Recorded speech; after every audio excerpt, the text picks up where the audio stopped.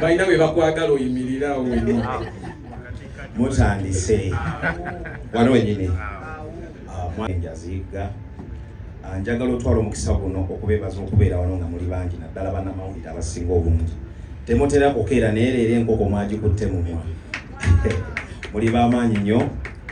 Ndi wano mu biti bibiri, ndi wano ng'omuyimbi asupportinga muyimbi munnange ate wendi nga producer wa show ya Rema.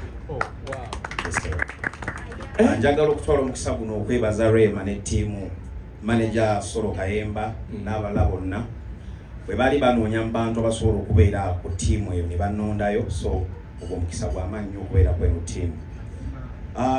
Kyenjagala okwenfasizingako nnyo kyakugamba nti saagala kwogera nnyo bingi ku Rema kuba Rema ffenna tukimanyi nti muyimbi mulungi, ebyokuyimba byo yabimaliriza dda, wabula leero njagala tumuggyemu mu eri kategori y'abakazi. Bagamba nti babayita bate ba songbird, abakazi abayimba. Leero Rema njagala kumuwayo ekitiibwa ekipya, ye Songo Kalooli. si songbird. Kalooli ebeera n'edduuka oli eryo liregere. Kati eddoboozi lya Rema lyavaayo mu buli obwo bunyonyi obwo nti ye Songo Kalooli nti edduuka oli ddene nnyo nti muyimbi w'amaanyi. Kizibu okusanga omukazi ng'ayimba nnyo high notes ate ng'ayimba nnyo ne low notes. Kati Rema ebyo byonna Mukama yo blessing abirina.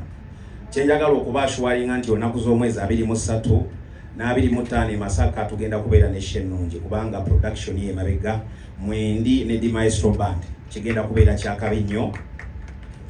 Tetulina ATS egenda okubeera ku ya stage.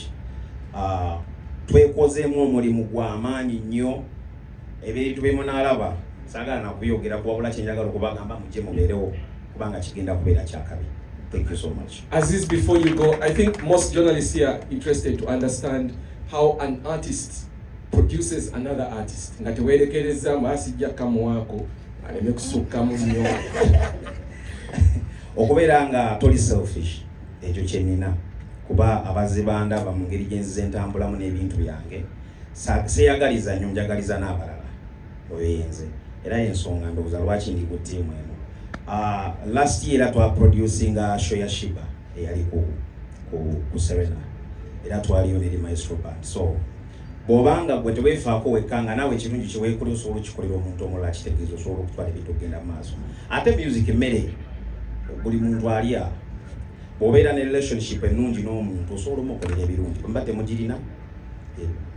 Thank you so much, Aziz Azion. Allow me pass the mic to Spice Diana. Kino kikulaga nti twemalamu bwemazi bwe tubeerawo nga Pastor Isaawa ye musumba. Pastor Semire. Kale Spice, you can come up here. Thank you.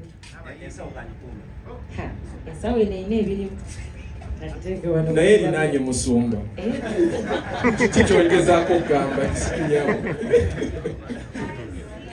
manange kanzire wano wenyini. Is it good afternoon already? Manange